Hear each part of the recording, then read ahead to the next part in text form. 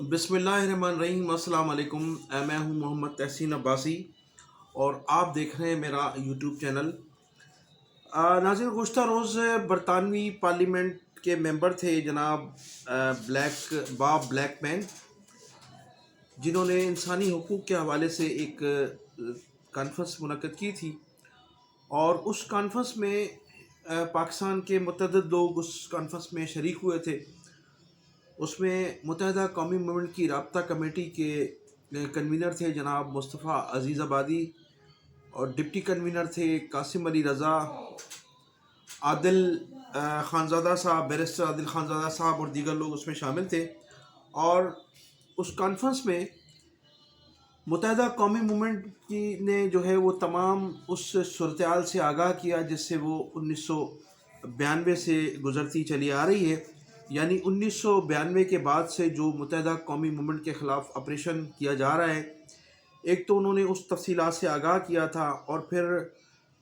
2015 से और फिर 2016 के बाद से जिस तरह से बानी मुत्तहिदा अल्ताफ़ हुसैन साहब पर पाबंदी आयद की गई, उनकी सियासत पर, उनकी ज़बानबंदी पर, और फिर उनके कारकुनान के ख़िलाफ़ जो मज़ालिम किए गए, उनकी कुछ तफ़सीलात मैंने आपको गुज़श्ता व्लॉग में भी बताई थी और अब भी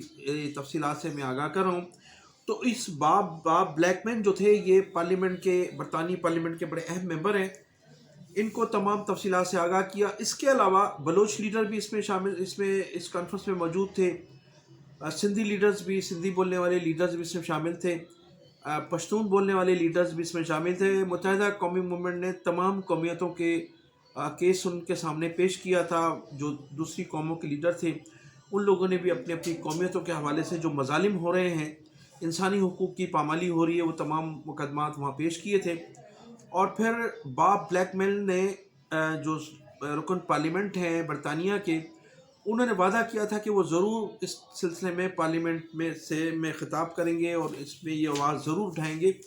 तो उन्होंने अपना वादा पूरा किया, और उस इजलास के बाद उनकी पार्लियामेंट में हाज़िरी थी। फिर उन्होंने उस पार्लियामेंट में ख़िताब करते हुए बिल्कुल तमाम सूरत-ए-हाल से आगाह किया बरतानवी पार्लियामेंट को, और उन्हें बताया कि पाकिस्तान में किस तरह से इंसानी हुकूक़ की पामाली की जा रही है। बॉब ब्लैकमैन ने कहा कि जो हम इंसानी हुकूक़ के हवाले से और जो माइनॉरिटीज़ के हवाले से मिलियन ऑफ पाउंड्स पाकिस्तान को फ़राहम करते हैं, वो महज़ इसलिए कि वहाँ इंसानी हुकूक़ की पामाली ना हो और माइनॉरिटीज़ जो हैं उनको उनके हकूक़ पूरे दिए जाएँ, लेकिन हुकूमत पाकिस्तान उस पर अमल नहीं कर रही है। वहाँ जो अक़लियती लोग हैं वो भी शदीद परेशान हैं। उसके अलावा उन्होंने नाम लेकर बिल्कुल उन्होंने कहा कि मुहाजिर, सिंधी, बलोच और दीगर जो कौमियतों के लोग हैं, उन लोगों के साथ ज़्यादतियाँ की जा रही हैं, इंसानी हुकूक़ की पामाली हो रही है। तो उन्होंने कहा कि इस पर हमें गौर करना चाहिए, हुकूमत बरतानिया को इस सिलसिले में अपना किरदार अदा करना होगा। तो उनकी ये जो तकरीर थी बरतानवी पार्लियामेंट में, उसमें उन्होंने पूरी तरह से उन तमाम तफ़सीलात से आगाह किया जो मुत्तहिदा कौमी मूवमेंट की राब्ता कमेटी के कन्वीनर मुस्तफ़ा अज़ीज़ आबादी ने और कासिम रज़ा साहब ने और आदिल खानज़ादा साहब ने जो उनको बताया था, उन तमाम चीज़ों से उन्होंने पार्लियामेंट को आगाह किया। उसके अलावा अक़लियतों के हवाले से भी उन्होंने अपना पूरी तरह से पार्लियामेंट को आगाह किया। मुत्तहिदा कौमी मूवमेंट की जानिब से अल्ताफ़ हुसैन साहब की लिखी गई किताबें भी उन्हें पेश की गई थी। वो भी मैं पिछले व्लॉग में भी बता चुका हूँ और इसमें भी आपको मैं दोहरा रहा हूँ। तो इस पार्लियामेंट में ख़िताब के बाद एक बड़ा खुशगवार माहौल देखने में आया, और फिर बानी मुत्तहिदा अल्ताफ़ हुसैन और राब्ता कमेटी ने बॉब ब्लैकमैन जो रुकन पार्लियामेंट हैं, उनका शुक्रिया अदा किया कि उन्होंने उनके हवाले से जो बात की है पार्लियामेंट में, तमाम कौमियतों के हवाले से जो मज़ालिम हो रहे हैं, जो इंसानी हुकूक़ की पामाली की जा रही है, उन तमाम सूरत-ए-हाल से आगाह किया। तो उस पर बानी मुत्तहिदा ने शुक्रिया भी उनका अदा किया, राब्ता कमेटी ने भी उनका शुक्रिया अदा किया। तो ये एक अहम डेवलपमेंट थी मुत्तहिदा कौमी मूवमेंट की जानिब से और दूसरी कौमों के जो लोग थे उनके हवाले से। तो अब जो रुकन पार्लियामेंट थे, उनका जो ख़िताब है, उनकी जो वीडियो है, वो आप देख सकते हैं कि उन्होंने जो अपनी ख़िताब किया है, उसकी एक क्लिप मैं आपको दिखा रहा हूँ कि उन्होंने खुलकर ये इज़हार किया है कि वहाँ पाकिस्तान में इंसानी हुकूक़ की पामाली भी हो रही है और इन कौमियतों के साथ बड़ी ज़्यादतियाँ भी की जा रही हैं। तो आप समझ सकते हैं کہ ان کا خطاب اور اس خطاب کا مقصد کیا ہے کہ اب حکومت برطانیہ کو اس سلسلے میں کیا اقدامات کرنے چاہیے. I met representatives of Balochistan, Sindhi and EMQM party from Pakistan. They regaled to me the atrocities that have been committed against minority communities. Too horrible to describe. We give millions of pounds in aid to Pakistan, which appears to be diverted away from these communities that desperately need it. So could we have a statement from the Foreign Secretary or the Development Secretary to say what is going to be done to make sure that our aid that is desperately needed in Pakistan is concentrated on those areas that desperately need it, and that human rights will triumph here and make sure that that money is used effectively. He raises some important issues about Pakistan, which he'll know from his very good attendance at these sessions, gets raised with me and other ministers regularly. The Minister for the Middle East has recently raised a number of these matters with the government in Pakistan, but I think it would make a very good topic for an update statement to the House, so I will ensure that ministers have heard that call today.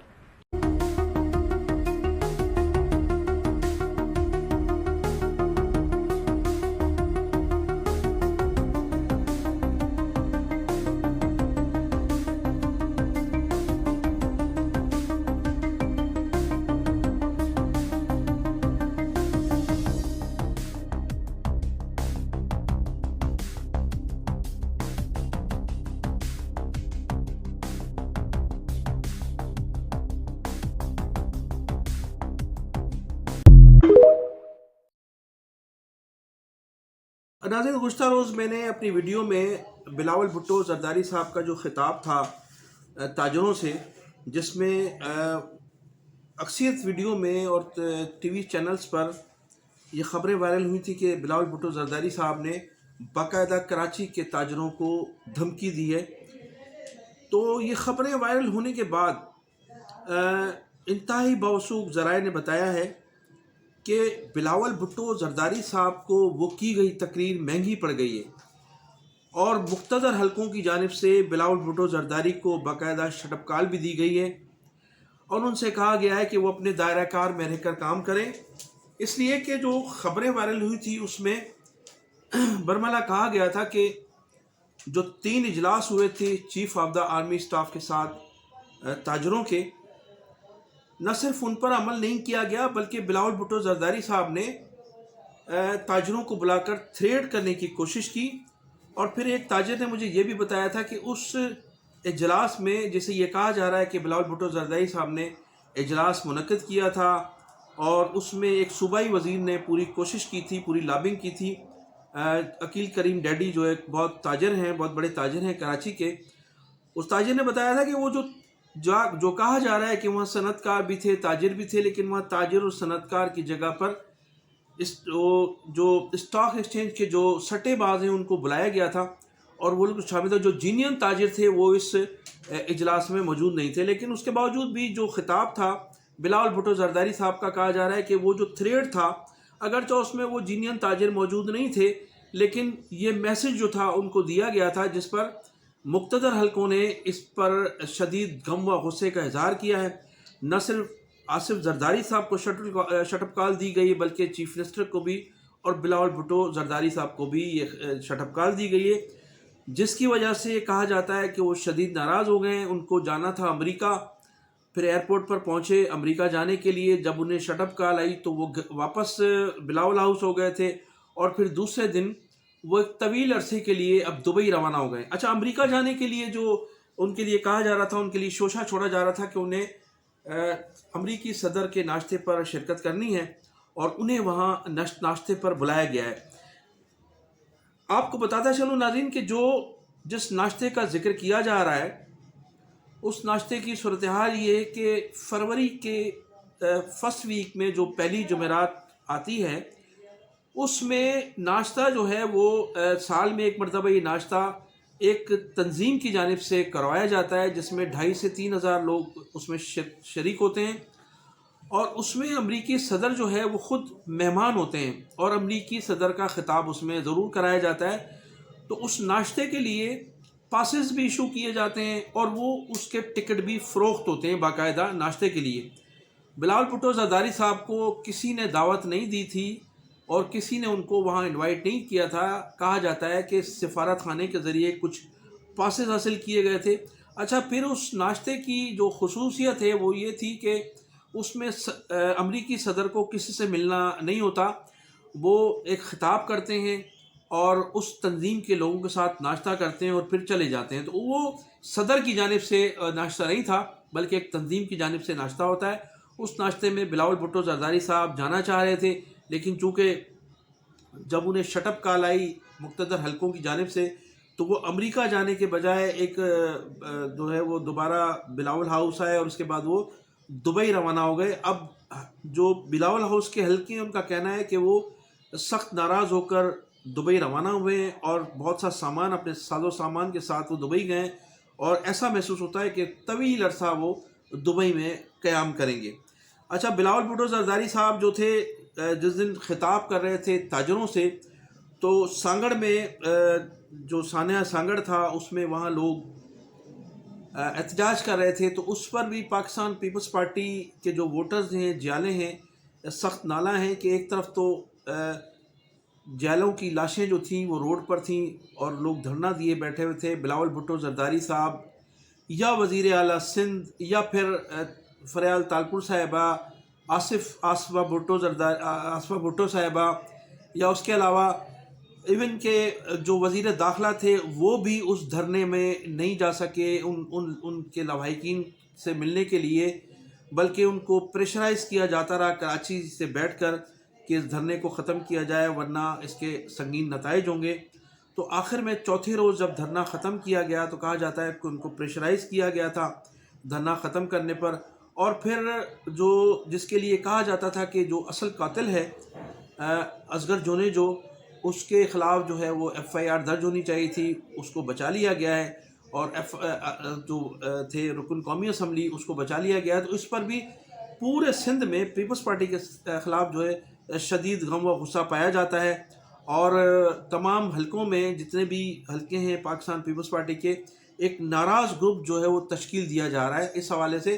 کہ اراکین اسمبلیوں کو تحفظ فراہم کیا جاتا ہے جبکہ کارکنان کو جو ہے کارکنان عدم تحفظ کا شکار ہیں، اراکین پارلیمنٹ کے مظالم کا شکار ہیں، لیکن ان کی داد رسی نہیں ہے۔ پیپلز